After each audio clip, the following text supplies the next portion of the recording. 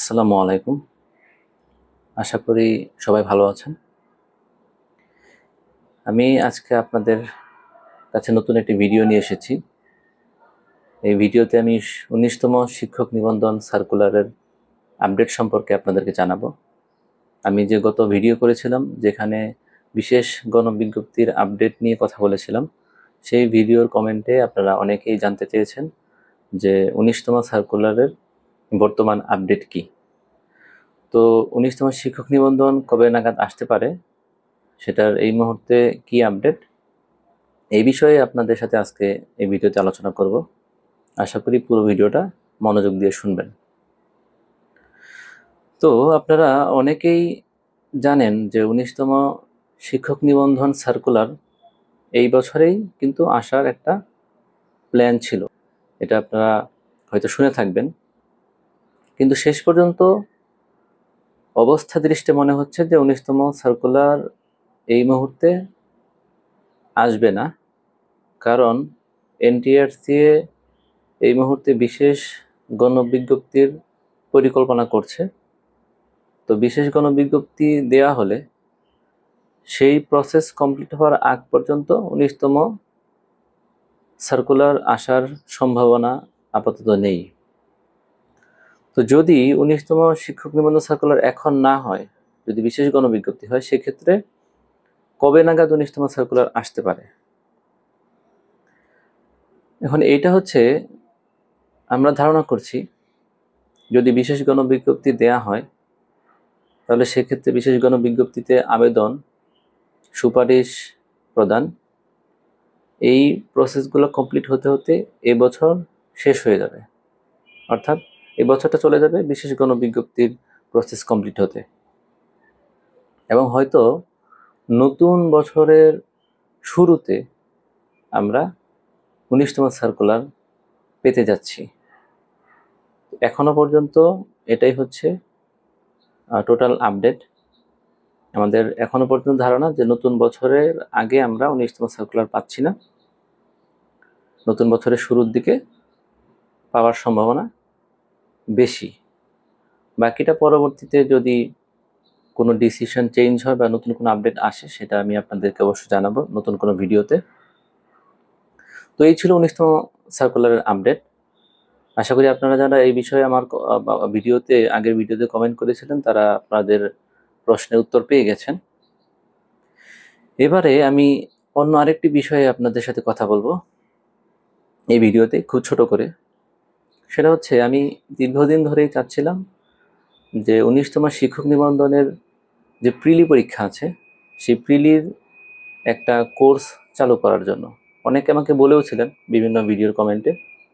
তো আমি আসলে তখন ওইভাবে শুরু করার ইচ্ছা ছিল না। এখন আরও বেশ কিছু ক্যান্ডিডেট 19তম যারা পরীক্ষা দিতে চায়, তারা আমাকে বলেছে শুরু করার জন্য।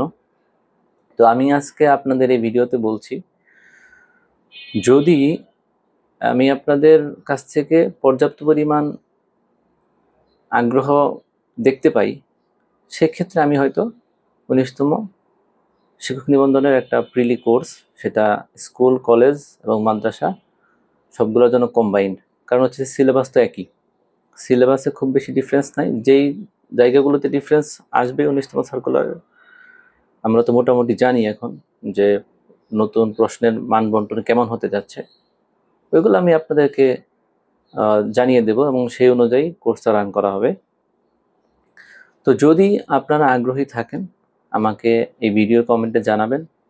আমার যদি মনে হয় যে যথেষ্ট সংখ্যক ক্যান্ডিডেট এই কোর্সটা চালু করতে আগ্রহী, তারা চায় যে আমি কোর্সটা চালু করি, প্রিলি কোর্স 19তম শিক্ষক নিবন্ধনের জন্য, তাহলে আমি হয়তো কোর্সটা চালু করব।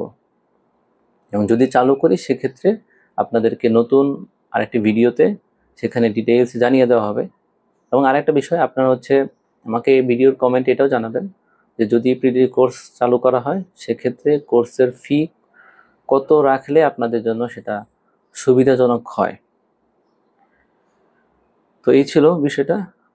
আরেকটা ব্যাপার আমি বলে দিই, আপনারা যেখানে কোর্স করেন, একটা জিনিস মাথায় রাখবেন যে এখন শুধু শিক্ষক নিবন্ধন নয়, যে কোনো চাকরির পরীক্ষায় প্রশ্ন পদ্ধতি, প্রশ্নের প্যাটার্ন, প্রশ্নের কোয়ালিটি সেটা কিন্তু আগের থেকে আপডেট হচ্ছে।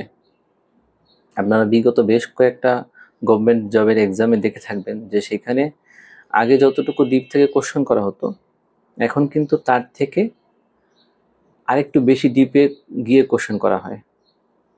সো এখন আর মানে যেমন তেমনভাবে আপনি প্রিপারেশন নিলে সেই পরীক্ষায় ভালো অবস্থানে থাকা, কারণ কম্পিটিটিভ এক্সামগুলোর যে কম্পিটিশন সেটা কিন্তু বেড়েই যাচ্ছে দিন দিন।